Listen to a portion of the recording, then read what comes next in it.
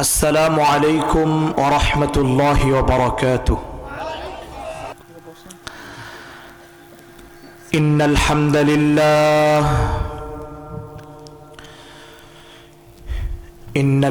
لله نحمده ونستعينه ونستغفره ونؤمن به ونتوكل عليه ونعوذ بالله من شرور أنفسنا ومن سيئات أعمالنا. من يهده الله فلا مضل له ومن يضلله فلا هادي له. ونشهد أن لا إله إلا الله وحده لا شريك له. ونشهد أن سيدنا وسندنا ومولانا محمدا عبد الله ورسوله أرسله بالحق بشيرا ونذيرا وداعيا إلى الله بإذنه وسراجا وقمرا منيرا. أما بعد فأعوذ بالله من الشيطان الرجيم. بسم الله الرحمن الرحيم. إلا من تاب وآمن وعمل عملا صالحا فأولئك يبدل الله سيئاتهم حسنات وكان الله غفورا رحيما. صدق الله العظيم وصدق رسوله النبي الكريم ونحن على ذلك من الشاهدين والشاكرين والحمد لله رب العالمين. সবাই দরুদ শরীফ পড়ি। আল্লাহুম্মা সাল্লি আলা মুহাম্মাদ কামা সাল্লাইতা আলা ইব্রাহিম ওয়া আলা আলি ইব্রাহিম ইন্নাকা হামিদুম মাজিদ। আল্লাহুম্মা বারিক আলা মুহাম্মাদ ওয়া আলা আলি মুহাম্মাদ كما باركت على إبراهيم وعلى آل إبراهيم إنك حميد مجيد. সাউন্ডটা একটু কমায় দাও আর বক্সের সাউন্ডগুলো একটু বাড়ায় দাও আর ইকোটা তুমি একটু বাড়ায় দাও। শেষ। আর কোনো কিছু হাতেই দিতে পারবে না, তুমি 300 ফিট ওই দিক যাও। রব্বুল আলামিনের দরবারে লক্ষ কোটি শুকরিয়া আদায় করতেছি যে আল্লাহ তাআলা আপনাকে আমাকে সুস্থ সহি সালামতে রেখে পবিত্র একটা সুন্দর জায়গা, সুন্দর একটা মজলিস, জান্নাতি বাগানে আল্লাহ রব্বুল আলামিন আপনাকে আমাকে গভীর রাতে প্রচন্ড ঠান্ডার সময় আরামের ঘুম হারাম করে উপর থেকে টিপ টিপ করে কুয়াশা নিচের দিকে পড়তেছে, এমন অবস্থায় আল্লাহ তাআলা আপনাকে আমাকে কবুল করে এত সুন্দর একটা জান্নাতি মজলিসে বসার তৌফিক দান করেছেন। সবাই অন্তরের অন্তরস্থল থেকে সেই রবের প্রতি চিৎকার দিয়ে শুকরিয়া আদায় করি আলহামদুলিল্লাহ।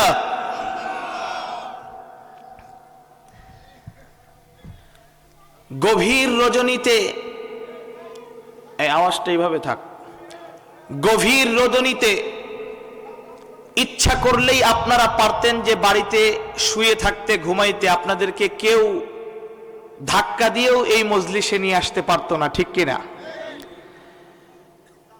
এই জায়গায় আপনারা বসেছেন পর্দার আড়ালে মা বোনরাও বসেছে। এটা সরাসরি আল্লাহ যাকে পছন্দ করেছেন তাকে দ্বীনের কথা শোনার তৌফিক দান করলেন। এজন্যই কবি এক জায়গায় বলেন, ই সাআদত বাজুরে বাজুনিস্ত, ই সাআদত বাজুরে বাজুনিস্ত, তানা বখশত খোদায়ে বখশিন্দা। পৃথিবীর কোন মানুষ নিজের বাহুর বলে, নিজের বাহুর শক্তির বলে কোনোদিন ভালো কাজ করতে পারে না। আল্লাহ যাকে তৌফিক দান করে সেই একমাত্র ভালো কথা শোনার, ভালো কাজ করার তৌফিক পায়। এই যে রব্বুল আলামিন আপনাকে আমাকে যাচাই বাছাই করে নিয়ে আসলেন, এরপরেও আপনি রবের শুকরিয়া আদায় করলেন। বললেন কি? আলহামদুলিল্লাহ। বললেন কি? সুবহানাল্লাহ। এবার বলবেন, হুজুর তাহলে পুরস্কারটা কি? চলেন একটু শুধু পুরস্কারটা বলে আমার মুখ্যম আলোচনার দিকে আমি চলে যাব। আল্লাহর হাবিব সাল্লাল্লাহু আলাইহি ওয়াসাল্লাম বলেন, পৃথিবীর কোন জায়গা থেকে কোন ছোট বড় নারী পুরুষ নির্বিশেষে কোন মানুষ যদি ভুলেও মুখ থেকে এই দুই ঠোঁট থেকে আওয়াজ, এই মুখের ভিতর থেকে লিসান থেকে এই আওয়াজটা বের করে, যেটার নাম হইল সুবহানাল্লাহ, যেই আওয়াজটা হইল আলহামদুলিল্লাহ, নবীজি সাল্লাল্লাহু আলাইহি ওয়াসাল্লাম বলেন, এই শব্দটা কোন মানুষ যদি ভুলেও উচ্চারণ করে, কিভাবে? ভুলেও যদি কেউ উচ্চারণ করে, রব্বুল আলামিন তাকে সর্বপ্রথম যেই পুরস্কারটা দিচ্ছেন, আসমান জমিনের ভিতরে যতটা ফাঁকা জায়গা আছে এই পুরো ফাঁকা জায়গাটা আল্লাহ সওয়াব দিয়ে ভরপুর করে দেন। এক। দ্বিতীয় নম্বর পুরস্কার, আল্লাহর নবী সাল্লাল্লাহু আলাইহি ওয়াসাল্লাম বলেন,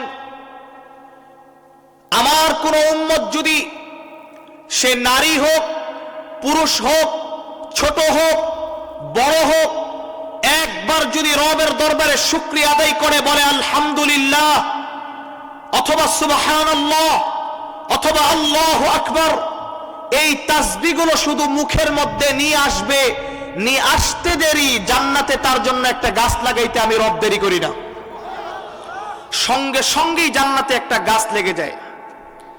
এবার কি আপনারা মনে মনে ভাবতেছেন আমাদের দেশের এই কাঁঠাল গাছের মতো ছোট্ট গাছ আল্লাহ দিবেন? নবীজি সাল্লাল্লাহু আলাইহি ওয়াসাল্লাম বুখারীর হাদিসে বর্ণনা করতেছেন, আল্লাহর নবী সাল্লাল্লাহু আলাইহি ওয়াসাল্লাম বলেন, এই গাছটা এত বড় আল্লাহ তাআলা দিবেন, যেই ব্যক্তিটা সুবহানাল্লাহ উচ্চারণ করলো, এই গাছের গোড়াটা এত বড় হবে, আরবের একটা তেজি ঘোড়া যদি 100 বছরও দৌড়ায় গাছের গোড়াটা শেষ করতে পারবে না। এত বড় একটা করে গাছ। এই যে সুবহানাল্লাহ বলতেছেন, বলেন, এই গাছ লাগে গেছে, সুবহান, এই গাছ লাগে গেছে, এই গাছ লাগে গেছে, এই গাছ লাগে গেছে। এভাবে বলতেই থাকলে যতবার বলবেন রব আপনার জন্য জান্নাতে ততটা গাছ লাগাই দিবে। এটা দুনিয়ায় বেঁচে থাকা অবস্থায় আপনি এই চর্মচক্ষু দিয়ে দেখতে পাবেন না। মরতে দেরি, আল্লাহ পুরস্কার দিতে দেরি করবে না। মানুষগুলো বুঝে না। এজন্য কিয়ামতের একটা আলামত হইল, কিয়ামতের আগে আগে মানুষ আমল ইবাদত করতে চাবে না। মানুষগুলো দুনিয়া নিয়ে পাগল হয়ে যাবে। মানুষগুলো ব্যবসা, ক্ষেত খামার, সবকিছু, চাকরি বাকরি, পদ পদবি নিয়ে পাগল হয়ে যাবে। সারাদিন মিলে একবার সুবহানাল্লাহ এই শব্দটা বলার সময় তার হাতে থাকবে না। কিয়ামতের আগে মানুষগুলো সব কাজ করার সুযোগ পাবে, একবার লা ইলাহা ইল্লাল্লাহ বলার সুযোগ পাবে না, ঠিক কিনা? আপনি যাই দেখবেন বাজারে হাজার হাজার মানুষ বসে আছে, চায়ের দোকানে বসে থাকে, গীবত করে, শিকায়েত করে, একজন আরেকজনের বদনাম করে, টিভি দেখে, সিনেমা দেখে। যুবকগুলো ফেসবুক, ইউটিউব, মেসেঞ্জারে মেয়েদের সাথে ফ্রি টক টাইমে কথা বলার সময় পায়। কিন্তু আল্লাহর কসম, এটাই কিয়ামতের আলামত। যখন তোমরা দেখবা দুনিয়ার সব কাজ করার সময় মানুষ পাবে, কিন্তু আল্লাহর নাম নিয়ে একবার শুকরিয়া আদায় করার মতো মানুষ সহজে খুঁজে পাওয়া যাবে না। চায়ের দোকানে যতক্ষণ পর্যন্ত চা দোকানের চায়ের কেটলির পানি আছে, এই চা শেষ না হওয়ার আগ পর্যন্ত এই বেটা বাড়িতেও যায় না। অথচ তার বয়স অনেক হয়ে গেছে, মৃত্যু কখন আসে তাকে ছোঁয়া দিবে সে নিজেও জানে না। এক পা কবরে চলে গেছে, তারপরও সে এখনো টিভি দেখে। এক পা কবরে চলে গেছে, এরপরও মুয়াজ্জিন আজান দেয়, তার পা মসজিদের দিকে যায় না। এক পা কবরে চলে গেছে, এরপরও সারাদিন এই আহাম্মক আল্লাহর নামে একবার শুকরিয়া আদায় করে না। আসে না নাই? এটা অন্তর মরে গেলে আল্লাহর নাম আসে না। অথচ হাদিসের মধ্যে আসছে, আল্লাহর নবী সাল্লাল্লাহু আলাইহি ওয়াসাল্লাম বলেন, আহারে মানুষগুলো, তোমাদেরকে যদি এই ফায়দাগুলো স্বচক্ষে দেখানো হইতো তাহলে তোমরা ঠিকই আমল করতা। সমাজের মধ্যে দেখবেন যেই জিনিসটা মানুষ নগদ পায় সেই জিনিসটাই গ্রহণ করে, যেই জিনিসটা বাকি সেই জিনিসটার কোনো পাত্তাই দেয় না, ঠিক কিনা? রব্বুল আলামিন বলতেছে, আমার সব কিছুই, অধিকাংশই সব কিছুই বাকি বাকি বাকি। যত বেশি ইবাদত করবা তোমার অ্যাকাউন্টে জমা হবে, আমি রব তোমাকে কিয়ামতের ময়দানে দিয়ে দিব, আর তুমি আরামে থাকবা। আল্লাহর হাবিব সাল্লাল্লাহু আলাইহি ওয়াসাল্লাম বলেন, ও আমার উম্মত, এমন সময় আল্লাহ তোমাদেরকে দুনিয়ায় প্রেরণ করেছে, বাইনা সিত্তিনা ওয়া সাবঈনা, 60-70 বছর, 60-70 উপরে কেউ বেশি দিন বাঁচবা না। যদিও বাঁচো, মনে করবা আল্লাহর পক্ষ থেকে তোমার বোনাস চলতেছে, ঠিক কিনা? 60-70 মাঝেই মানুষগুলোর মরণ হয়ে যাবে, মৃত্যু হয়ে যাবে।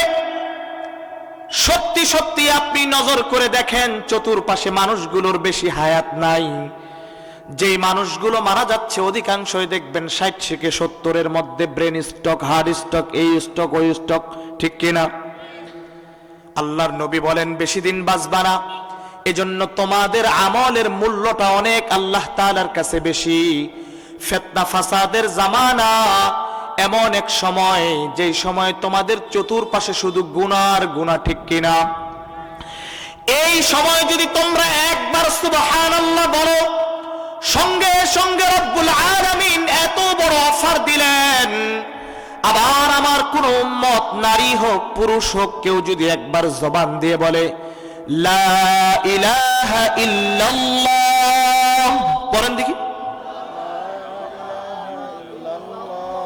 আল্লাহর হাবিব সাল্লাল্লাহু আলাইহি ওয়াসাল্লাম এবার কি বলেন দেখেন, ওয়াল্লাযী নাফসি বিয়াদি লাউ জিআ বিস-সামাওয়াতিস সাবঈ ওয়া মা ফীহিন্না ওয়া মা তাহতাহুন্না فرجليه فاضعن في كفة لرجحت بهن الميزان ولا إله إلا الله في كفة سبحان الله الله حبيب বলেন, ওই রবের হাতে আমার জান, ওই রবের কসম খেয়ে বলছি আমি মুহাম্মদ, আমার কোন উম্মত, আমার কোন উম্মত ছোট হোক বড় হোক, নারী হোক পুরুষ হোক, কেউ যদি জবান দিয়ে একবার বলে লা ইলাহা ইল্লাল্লাহ, এই লা ইলাহা ইল্লাল্লাহর ওজনটা কি পরিমাণ হবে আল্লাহর রাসূল বলেন, আল্লাহ যদি হাসরের ময়দানে একটা পাল্লা সেট করেন,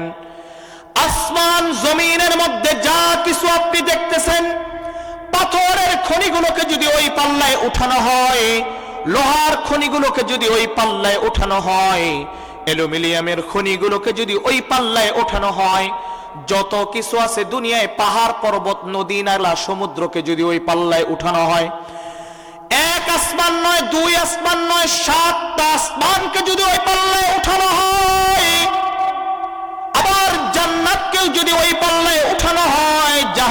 মানুষকে যদি ওই পাল্লায় উঠানো হয়, আদম আলাইহিস সালাম থেকে নিয়ে এখন পর্যন্ত সামনে যত মানুষ আসবে গেছে, এই সমস্ত মানুষগুলোকে যদি ওই পাল্লায় উঠানো হয়, সব জিনগুলোকে যদি ওই পাল্লায় উঠানো হয়, সমস্ত ফেরেশতাদেরকে যদি ওই পাল্লায় উঠানো হয়, নবীজি সাল্লাল্লাহু আলাইহি ওয়াসাল্লাম বলতেছেন, আল্লাহর কসম খেয়ে বলি, ওই রবের কাছে, ওই রবের হাতে আমার জান, ওই রবের কসম খেয়ে বলতেছি, আরেক পাল্লায় যদি শুধু লা ইলাহা ইল্লাল্লাহর সওয়াবটা কি পরিমাণ ওজন এটা যদি রাখা হয়, লা ইলাহা ইল্লাল্লাহর সওয়াবটাই সবচেয়ে বেশি ভারী হয়ে যাবে। কিন্তু সহজে পাওয়া যাবে না, এই শব্দটা আপনি উচ্চারণ করতে পারবেন না সহজে। কিয়ামতের এগুলো আলামত, কিয়ামতের আগে অনেক কিছুই ঘটে যাবে, ঠিক কিনা? মানুষ তো বুঝে না। কিয়ামতের আলামত অনেক মানুষের কাছে প্রকাশ পাচ্ছে। আপনাদের সামনে আজকে কয়েকটা কিছু বলি, কয়েকটা শব্দ কিছু বলবো কিয়ামতের আলামত সম্পর্কে। আল্লাহর হাবিব সাল্লাল্লাহু আলাইহি ওয়াসাল্লাম কিয়ামতের আরেকটা আলামত আপনাদের সামনে, আমাদের সামনে বর্ণনা করছেন, শুনবেন নি আপনারা? আল্লাহর হাবিব বলেন, এমন একটা সময় আসবে মুসলমানরা মুসলিমের ঘরে জন্ম নেওয়ার পরেও মিথ্যা কথা বলবে, ঠিক কিনা? আপনাদের সমাজে মনে হয় মিথ্যা কথা নাই, ঘরে ঘরে মিথ্যা কথা। মসজিদে যাইয়া যে প্রথম কাতারে নামাজ পড়তেছে, এই ব্যক্তিটাও মিথ্যা কথা বলে, বলে না? বলে না? এ টু জেড এমন কোন স্থান নাই যেই জায়গায় মিথ্যা চলে না। আল্লাহর হাবিব সাল্লাল্লাহু আলাইহি ওয়াসাল্লাম বলেন, এমন একটা সময় আসবে চতুর্দিকে মিথ্যা ছড়ায় পড়বে, মানুষগুলোকে মিথ্যাগুলোকে তুচ্ছ মনে করবে, মিথ্যাকে মিথ্যাই মনে করবে না। অথচ সিদকু ইউনজি ওয়াল কিযবু ইউহলিক, সত্য মানুষকে বাঁচায় আর মিথ্যা মানুষকে ধ্বংস করে দেয়। আল্লাহর কসম, আমি একটা কথার কসম খেয়ে বলি, যদি মনে হয় আর কাফারা দিতে হবে না, আমাদের দেশের কোন উকিল বা দালাল মনে হয় জান্নাতে যাইতে পারবে না। এই কিরে, মনে হইতেছে না আপনি সলিড কোন উকিল পাবেন বাংলাদেশে? আপনি চিনেন না উকিল কি? উকিল আছে নাকি এদিকে? এইখানকার বাবা ওই দিকে রাস্তার ওপারে। বিশ্বাস করবেন না ভাই, উকিল এমন জিনিস, আপনি রাতে গেছেন না, সকাল 11টা কোর্টে উঠার আগে দেখবেন আপনি পোল্টি খেয়ে গেছে, আপনার মামলা উল্টা হয়ে গেছে। এই উকিল আর দালালদের ভিতরে যেই মিথ্যা, এই মিথ্যা শুধু তাদের ভিতরে নয়, প্রত্যেকটা রন্দে রন্দে ছড়ায় পড়ছে, ঠিক কিনা? সব জায়গায় মিথ্যা। মিথ্যা বললে 4টা ক্ষতি হয়। কয়টা? নম্বর 1, ব্রেন শক্তি কমে যায়। আগে মানুষের যেই মেধা ছিল, এখনকার মানুষগুলোর সেই মেধা নাই, ঠিক কিনা? আপনি দেখলেই বুঝতে পারবেন, আগের বয়স্ক মানুষদের যেই মেধা, স্মৃতি, সংসার পরিচালনা করার মেধা, প্রতিষ্ঠান পরিচালনা করার মেধা, গ্রাম সমাজ চালানোর মতো মেধা আজকের যুবকদের, শিক্ষিত যুবকদের এরকম মেধা নাই, ঠিক কিনা? এজন্যই আপনি লক্ষ্য করলেই দেখবেন, আগের যারা স্কুল কলেজ ইউনিভার্সিটিতে পড়ছে আর বর্তমান যারা ইউনিভার্সিটিতে পড়তেছে, আগের মানুষ যারা 5 পাস করছে, ওই মানুষের শিক্ষার কাছেও আজকের মাস্টার্স পাসের কোনো বেল নাই, ঠিক কিনা? মেধা নাই। মেধা কিভাবে থাকবে? মেধা নষ্ট হয়ে গেছে, মিথ্যা, মেধা নষ্ট, আউট। সকালে পড়লে বিকালে মনে থাকে না, বিকালে পড়লে সকালে মনে থাকে না।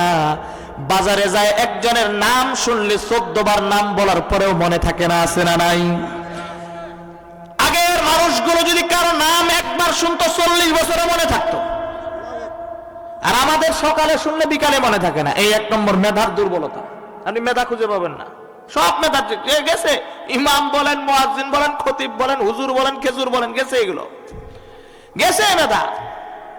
আগের মানুষরা লক্ষ লক্ষ হাদিস মুখস্থ রাখতো, আমার হাতে গোনা মনে হয় যে 700-800 হাদিসে মুখস্থ নেই। গেল কই? মেধা থাকবে না। নম্বর 2, চোখের দৃষ্টিশক্তি কমে যাবে। আগের মানুষদেরকে আমি নিজের চোখেও দেখছি, আমার নানাদেরকে সকালবেলা যখন উঠত কোরআন শরীফটা তেলাওয়াত করত, 117 বছর বয়স, চশমা লাগে নাই। আর আজকের এমন পরিস্থিতি, মায়ের পেট থেকে বের হওয়ার সঙ্গে সঙ্গে চশমা লাগাইতে হয়। মিথ্যা, মিথ্যার কারণে চশমা এলাতে গেছে, চোখও গেছে। আগের মানুষগুলো 1 কিলোমিটার দূরে ওটা গরু না ছাগল দাঁড়ায় থাকলেও দেখতে পাইতো। এখন একটু দূরে ওটা মানুষ না গরু না ছাগল কিচ্ছু বুঝতে পারে না, চোখের দৃষ্টি চলে যায়। নম্বর 3, নাকের ঘ্রাণ চলে যায়। নাকে আপনি ঘ্রাণ পাবেন না, কারণ পচা জিনিস ঘ্রাণ নিতে নিতে মানুষ ভালো জিনিসের ঘ্রাণ ভুলে যায়। উদাহরণ দিলেই বুঝবেন, বাংলা উদাহরণ ছাড়া বুঝতে পারবেন না। আগের মানুষগুলোকে জিজ্ঞাসা করে দেখেন, যেই বাসায় একবার ইলিশ মাছ ভাজা হতো, প্রায় কয়েকটা বাড়ি এলাকায় ছড়ায় পড়তো যে অমুক বাসায় ইলিশ মাছ রান্না চলতেছে, ঠিক কিনা? আর আজকে যে ইলিশ মাছ কিনতেছে, যে ভাজতেছে, সে নিজেও জানে না এটা কি মাছ। কোনো ঘ্রাণ আছে ইলিশ মাছের? ইলিশ মাছ তো অনেক, কোনো তো ঘ্রাণই নেই, আউট। নম্বর 4, লিসানের মজা চলে যায়, জিহ্বার মজা চলে যায়। আগের মানুষগুলোকে জিজ্ঞাসা কইরা দেখেন, আগের মানুষটা এত ভাত তরকারি পায় নাই। অনেকে আছে ভাত তরকারি তো দূরের কথা, ভাতের মার খাইয়া থাকতো, সজির মুড়া খাইয়া থাকতো। কি কষ্ট করতো, ভাত একমাত্র যারা বড় লোক তারাই খাইতো। গরিব মানুষটা ভাত চোখেও দেখতো না, তরকারি তো দূরের কথা, দূরের কথা, দূরের কথা। যদি কখনো ভাত পাইতো আর সঙ্গে যদি হালকা কিছু তরকারি পাইতো, ½ কেজি চাউলের ভাতও মানুষ খায় ফেলতো মজায়, ঠিক কিনা? আগের চাউলগুলো এত মজা ছিল, এই চালগুলো এমনি রান্না করলে এমনি এমনি মানুষ ভাতগুলো খাইতে স্বাদ পাইতো, ঠিক কিনা? কিন্তু এমন একটা সময় আসলো, 8-10 প্রকার তরকারি থাকে, 4-5 প্রকারের নিচে কারো বাড়িতে তরকারি থাকে না, ঠিক কিনা? এত তরকারি, এত ভাত, এত কিছু, আল্লাহর কসম কেউ অন্তর থেকে বলতে পারবে না পরিপূর্ণ স্বাদ পাই, ঠিক কিনা? নাই ভাই, স্বাদ নাই। এত মশলা, এত আদা, এত চিনি, এত তেল, এত এইটা ওইটা, কোনো কিচ্ছু নাই, সব মজা উঠে গেছে। তাইলে বোঝা গেল এগুলো সব কিসের প্রভাব? মিথ্যার প্রভাব। এজন্য আমাদের কি মিথ্যা কথা বলা যাবে? মিথ্যা কথা বলা যাবে মাত্র 3 জায়গায়। বলবো নাকি? মিথ্যা কথা বলা যাবে 3টা জায়গায়, বলবো নাকি? এইটা বললে তো আর চাকরি থাকবে না, তাহলে এটা আসতে বলা দরকার। 1 নম্বর হইল, বউয়ের কাছে মিথ্যা কথা বলতে পারবেন, নাইলে তো হইতেছে না হুজুর। আপনি যদি বেতন পাইয়া অরিজিনাল 10,000 টাকা দিয়ে বউকে একটা লাল টুকটুকে শাড়ি কিনে আনে দিয়ে দেন, বউ যদি জিজ্ঞাসা করে এটার কত দাম, আপনি বলবেন যে 10,000 টাকা দিয়ে তোমার জন্য নিয়ে আসছি, পাত্তাই দিবে না, বিশ্বাসই করবে না, বলবে তুমি লস খাইছো, টাকা যদি আমার দিতা 5,000 টাকা দিয়ে নিয়ে আসতাম, ঠিক কিনা? এজন্য কি করবেন? বউকে খুশি রাখার জন্য, ভাই বউ পরিচালনা অনেক কঠিন, কি কন? এই জন্য বউকে খুশি রাখার জন্য তাদেরকে মহাব্বত করবেন। যদি কিনেন 2,000 টাকা, বাড়িতে আইসা করবেন 6,000 টাকা। পরে কি হইতেছে? বউ খুশি থাক। এই তো আমি বললাম না 3 জায়গায় জায়েজ আছে, এটা 1 নম্বর। আর বউর সামনে সত্য কথা বলে আপনি পার পাবেন? বউ কি জিনিস জানেন? আগের গুলো তো ভালো, এখনকার গুলো কি জানেন?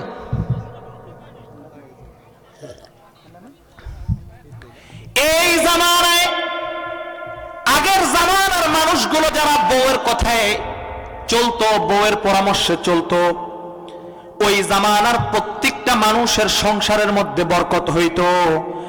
আর এমন এক জামানায় আমরা পড়ছি, এমন মানুষদের নেশার খারাপ হয়ে গেছে, এই সময় যদি কোনো বেটা বউয়ের কথা শুনে এর লজ্জা ছাড়া কোনোদিন লাভ হবে না, ঠিক কিনা? এখন বলবেন হুজুর কিভাবে? আমি একটা ঘটনা আপনাদেরকে শুনে, হ্যাঁ মজাদার ঘটনা। আপনাদের এলাকার বউরা কিন্তু ভালো, বুঝছেন? এখানে কোনো সমস্যা নেই। সমস্যা হলে কিছু মহিলা এমন আছে, এটিও সমস্যা না, এমন সমস্যা হয়েছে ভাই, আপনাদেরকে উদাহরণ দেই বুঝবেন। আগের মানুষটা দেখবেন মানুষকে দেওয়া খুব পছন্দ করত, ঠিক না? আর এখনকার গুলো দেখবেন মানুষকে দেওয়া পছন্দ করে না। এই বউয়ের বাপ মাকে যদি দেন খুব ভালো, কিন্তু আপনার বাপ মাকে যদি দেন হিসাবে বসতে হয়, আছে না নাই? কিছু কিছু মহিলা এমন আছে যে মানুষকে দেওয়া সে পছন্দই করতে পারে না, এমনকি তার স্বামীর বাপ মাকে, তার শ্বশুর শাশুড়িকে দিবে এই দেওয়াটাও সে পছন্দ করে না, আছে না নাই? এই মহিলাগুলোর একটা ঘটনা শুনেই, চলেন শুনবেন নাকি? চলে চলেন, মজাদার ঘটনা। কিন্তু বউয়ের কথা শুনলে লজ্জা ছাড়া যে লাভ নেই, এটার একটা ঘটনা। এক এলাকায় এক রাজার কিছু দূরেই পাশেই এক বাড়ি, একটা জেলে মাছ মারে, নদীতে মাছ মারে। তে নদীতে একদিন মাছ মারছে, একটা বড় মাছ উঠছে, ভালো সুন্দর মাছ। এই মাছটা নিয়ে বাড়িতে যায়, বউকে বলে আজকে মাছটা কেউ খাবো না, আজকের মাছটা অনেক সুন্দর। সাহস করে নিয়ে যায়, বাদশাকে আমরা গিফট করব, হাদিয়া দিব। যদিও গরিব, বাদশাকে যদি হাদিয়া দেই কেন নিবে না? নিবে। তো বউ বলতেছে ঠিক আছে যাও। মাছটা নিয়ে বাদশার রাজপ্রাসাদে যায়, বলে বাদশাহ আমার জালে আজকে খুব সুন্দর একটা মাছ উঠছে, এই মাছটা আপনাকে গিফট করতে চাই, হাদিয়া দিতে চাই। তো বাদশাহ মনে মনে খুশি, কিরে আমার রাজ্যের মানুষ নদীতে একটা মাছ মারলেও আমাকে আসে গিফট করে যায়, গরিব মানুষ মাছ মারে খায়, সেও আমাকে কি মহাব্বত করে, ঠিক কিনা? এখন বাদশাহ তো ফ্রি ফ্রি নিচ্ছে, হাদিয়া দিচ্ছে, নিতেই হবে, কিন্তু বাদশাহ হিসাবেও তো কিছু দেওয়া দরকার নাকি? ধরেন যে ও দিছে, গরিব মানুষ, আপনি মাছের দাম না দেন, আপনি আপনার পক্ষ থেকে তাকে কিছু দেন। এবার বাদশাহ ইনসাফ করলো, সে আমাকে ফ্রি দিছে, কি হয়েছে? সে তো গরিব মানুষ, মাছ মারে খায়, আমাকেও কিছু দেওয়া দরকার। তো কি করছে? ব্যাগ থেকে 2000 টাকা তাকে গিফট করছে। কয় হাজার টাকা? 2000 টাকা গিফট করছে।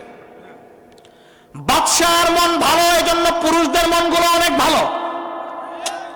পুরুষদের মনের ভিতরে কোনো পেশ নাই, যত পেশ নারীদের ভিতরে। আগে কিন্তু বলছে এই দিককার না, আমাদের ওই দিককার, এমনি ঘটনা শোনাইতেছি আর কি। এই বাদশা যখন 2000 টাকা তাকে গিফট করলো, এবার ও চলে গেল, বাদশা ঘরে গেল। এই 2000 টাকা যখন গিফট করছে, এটা রাজার বউ কোণ থেকে দেখছে। এবার রাজা যখন ঘরে গেল, রাজাকে ডাক দিয়া কয় এদিকে আসেন, মাছটা আপনাকে গিফট করলো, এটার দাম 500 টাকাও হবে না, আপনি কেন দেউনিয়াগিরি করে আবার তাকে 2000 টাকা দিলেন? বাদশা বলতেছে সে গরিব মানুষ, আমাকে হাদিয়া দিছে, আমিও তাকে হাদিয়া দিলাম। কয় বেশি নেতা হয়ে গেছেন, কথা বুঝি না, হাদিয়া দিছেন অত কথা বুঝি না, টাকা যেটা দিছেন সেটা ফেরত নিয়ে আসেন। বাদশার মাথা তো এবার গোলমাল হয়ে গেছে, সেও আমাকে দিছে, আমিও তাকে দিছি, লেনদেন হয়ে গেছে, চলে গেছে, এখন আবার ফেরত আনবো কিভাবে? আপনাদেরকে একটা কথা বলি, সব মহিলার না, কিছু মহিলার দেখবেন মাথার বাম পাশে সব সময় 100টা শয়তানি বুদ্ধি লুকায় থাকে। কয়টা? কথা বল না কেন? 100টা শয়তানি বুদ্ধি। কারো যদি কোনো সময় কোনো শয়তানি বুদ্ধির প্রয়োজন হয়, কোনো মহিলার কাছে যায় বলবেন, ওর পরামর্শ দিয়ে দিবে। এই কথা বলে কেন? অরিজিনাল কথা। তে বাদশার বউ হইছে এরকম ক্রিমিনাল। তে বাদশার বউ এবার বলতেছে আমি বুদ্ধি দিতেছি, তুই নিয়ে আসার মানে লাইন পাসটা, মানে আমি বুদ্ধি দিতেছি, তুমি টাকা নিয়ে আসো। কয় আজব কাহিনী, টাকা দিয়ে ফেলছি আবার টাকা নিয়ে আসবো, এটার এমন বুদ্ধি আছে তোমার কাছে? কয় হ্যাঁ। কি বুদ্ধি দিছে দেখেন, কি ব্র্যান্ডের বুদ্ধি। কয় বুদ্ধি দিলাম, জেলেকে ডাক দাও, ডাক দিয়ে বলবা, তোমার মাছটা বেটা না বেটি? বেটা বেটি বুঝছেন তো? তোমার মাছটা বেটা না বেটি প্রশ্ন করবা। যদি মাছওয়ালায় বলে বেটা, তুমি বলবা আমার বেটি মাছের দরকার। যদি বলে বেটি, তুমি বলবা বেটা মাছের দরকার। এত ফান্দে পড়ে গেছে, দিতে পারবে না। তুমি বলবা দিতে পারবা না, এই মাছ আমার দরকার নেই, টাকা ফেরত দাও। ঠিক আছে, সুন্দর, কি বুদ্ধি, টেকনোলজি দেখেন। এই বুদ্ধি মহিলা ছাড়া জীবনে কোনো পুরুষের মাথায় আসবে না, কারণ পুরুষটা তো সাদা সিধা। এবার ডাক দিছে, এই জেলে এদিকে আয়, এদিকে আয়। জেলে যখন সামনে আসছে, তো বাদশা আবার মনে করছে মাছ মারে খায়, এর আবার জ্ঞান বুদ্ধি কতই হবে। আমাদের সমাজে এমন কিছু শিক্ষিত মানুষ প্যান্ট টাই শুট পরে ঘুরে, আর ক্ষেত খামারে যারা কাজ করে, দোকানে যারা দোকান ব্যবসা করে, এদেরকে অশিক্ষিত মূর্খ মনে করে। আরে বেটা, এই সুযোগ নাই। এমন আল্লাহ এই ক্ষেত খামারে কাজ করে যারা, তাদের মাথায় এমন কিছু জ্ঞান আছে যেটা তুমি প্যান্ট শার্ট পরার মধ্যে নাই, ঠিক কিনা? মানুষের সামনে অহংকার করো, কার ভিতরে আল্লাহ কি রাখছে এটা তুমি কি জানো? ইমামে আবু হানিফা রাহমাতুল্লাহি আলাইহিকে একজন প্রশ্ন করছে, হুজুর বলেন কুকুর কখন বালেগ হয়? এত বড় ইমাম উত্তর দিতে পারতেছেন না, শুধু হয়রান হয়রান হয়রান।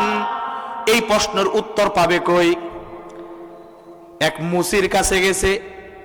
মুসি বলে, হযরত হুজুর ব্যাপার কি, আপনার চেহারাটা মলিন কেন? কথা বলবি না, চুপ করে থাক, তোর কাজ তুই কর। আছে না আমাদের সমাজে এরকম?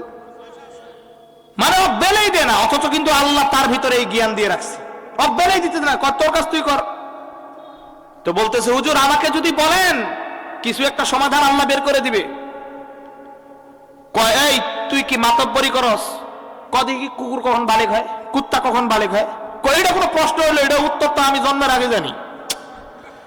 আশ্চর্য ঘটনা। কয় কি ব্যাপার, কুত্তা কখন বালেগ হয় এটা তুই জানোস? কয় হ্যাঁ, এটা তো সহজ জিনিস। কয় ভাই দেখি।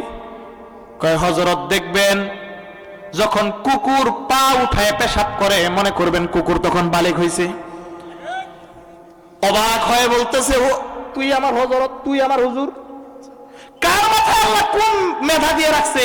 এজন্য কোটটাই প্যান্ট পরে বড় চাকরি করে আরেকজনকে আপনি তুচ্ছ মনে করবেন, এই সুযোগ নাই। এজন্য ক্ষেত খামারে যারা কাজ করে, এদের ভিতরেও অনেক জ্ঞান আল্লাহ তাআলা দিয়ে রাখেন। এজন্য কেউ মূর্খ না। আল্লাহ এক একজনের ভিতরে এক একটা জ্ঞান দিয়ে আল্লাহ ভরপুর করে দিয়েছেন, ঠিক কিনা? ও যদি ক্ষেত খামারে কাজ না করতো বেটা, তোমার মতো শিক্ষিত মানুষ কোনোদিন ভাত চাউল কিছুই পাইতো না। তুমি কি মাস্তানি মারাও তার সামনে? তো রাজাও কি হয়েছে শোনেন, এই রাজা মনে করছে কি বেটায় মাছ মারে খায়, এর ভিতরে কি কোনো জ্ঞান আছে? এক জায়গায় জিজ্ঞাসা করবো, যে কোনো একটা উত্তর দিয়ে পালাবে, আমার বউয়ের প্রশ্নের উত্তরেই জিতবে। এবার রাজা ডাক দিছে, এদিকে সামনে ডাক দিয়ে বলে যে সমস্যা একটা হয়ে গেছে রে জেলে ভাই। বলে কি? বলে কি সমস্যা? বলে তোর মাছটা বেটা না বেটি, একটু আমাকে বল। এবার এই জেলে রাজাকে বলে, রাজা বাদশাহ সমস্যা তো আরেক জায়গায় হয়ে গেছে। কয় তোর আবার কি সমস্যা হইলো? কয় আজকে যে মাছটা আপনাকে আমি গিফট করছি, এই মাছটার সমস্যা হইলো আজকের এই মাছটা বেডাও না বেডিও না। কয় হায় হায়, তোর দেখি আমার বউর শয়তানি বুদ্ধি বেশি। এদিকে এদিকে আরো 2000 টাকা দিস, কারণ মেধা দেখে, ওর ব্রেন দেখে খুশিতে আরো 2000 দিছি। হায় হায়, আমার বউয়ের চেয়ে তোরই মেধা বেশি, এদিকে আরো 2000। এবার তো বউ দেখছে এত আরো তেলে বেগুন হয়, ঘরে গেছে, কি ব্যাপার রাজা, তুমি এরকম করলে কেন? মাস্টার দাম 500 টাকা না 2000 টাকা দিলা, বুদ্ধি শিখাই দিলাম, বুদ্ধির কার্যক্রম না করে তার কথা শুনে তুমি আবার 2000 টাকা দিলা। কয় তোমার চেয়ে তার মেধা বেশি, এজন্য খুশি হয়ে আরো 2000 টাকা দিছি। কয় কথা বুঝি না, টাকা নিয়ে আসো। কয় আবার কিভাবে টাকা নিয়ে আসবো? আরেকটা ছাড়ছে, আরেকটা বুদ্ধি বুঝেন নাই? কি বলছি? 100টা কি থাকে? এতবার বলা যাবে না, রাগ হয়ে যাবে লোক। আসতে বলতে হবে, এলা জিনিস তো বুঝতেছেন না, বাড়ি খালি যান। দেখবেন খালি সবাই কি কয়। তার একটা ছাড়ছে, বুদ্ধি দিছে কি জানেননি?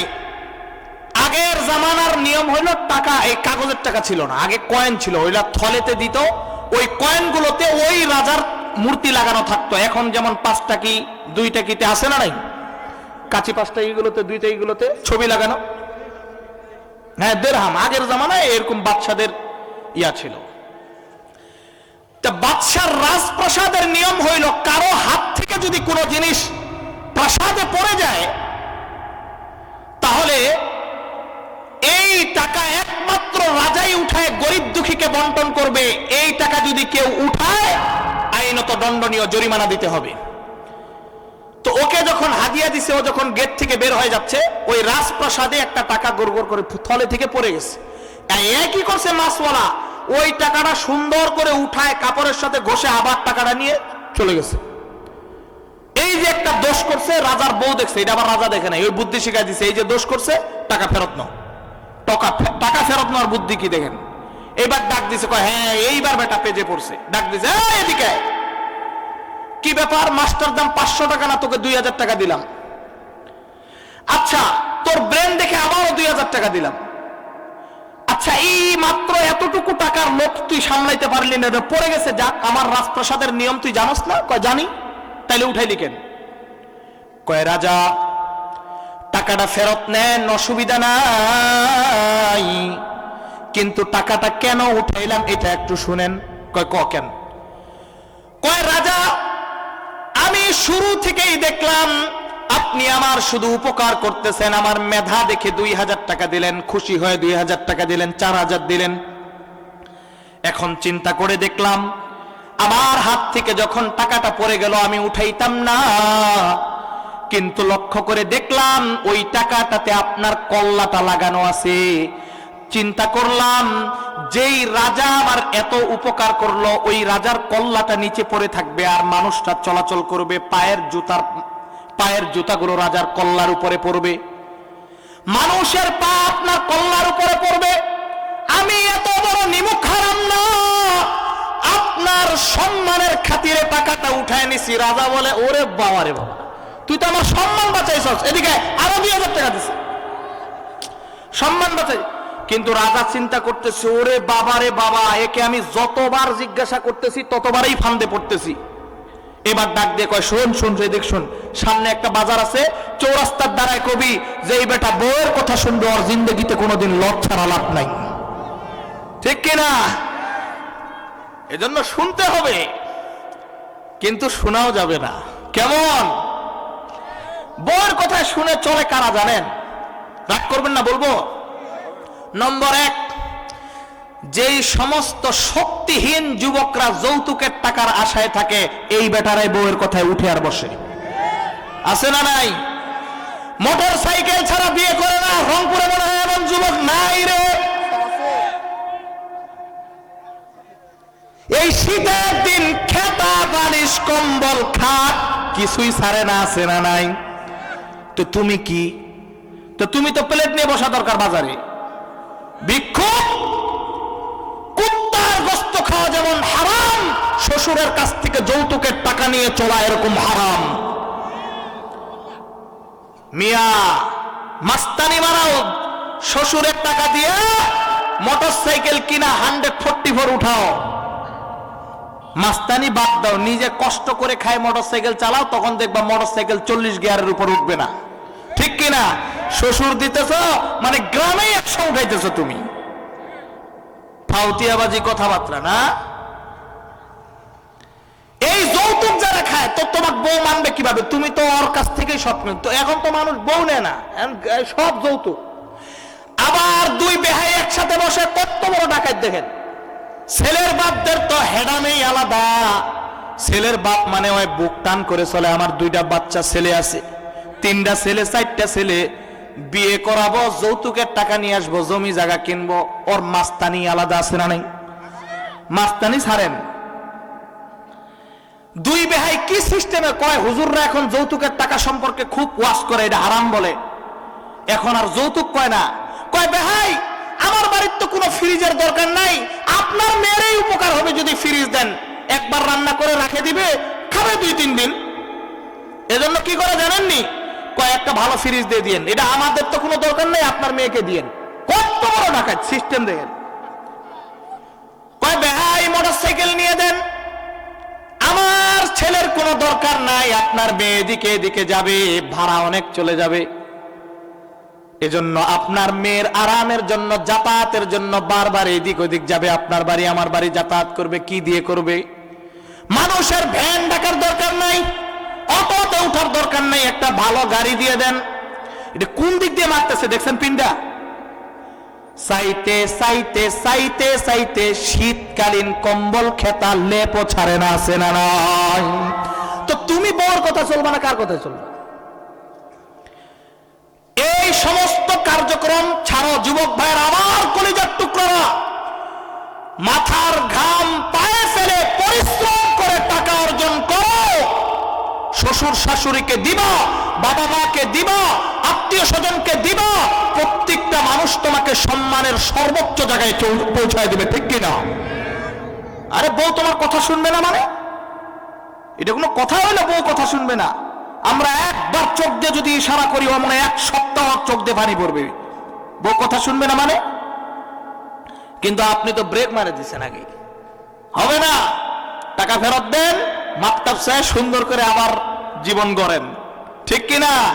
আর সামনে যারা বিয়ে করবা, পরিশ্রম করে খাটবা, নিজে সবকিছুই নিজে করবা, কিন্তু যৌতুকের টাকা নিবা না।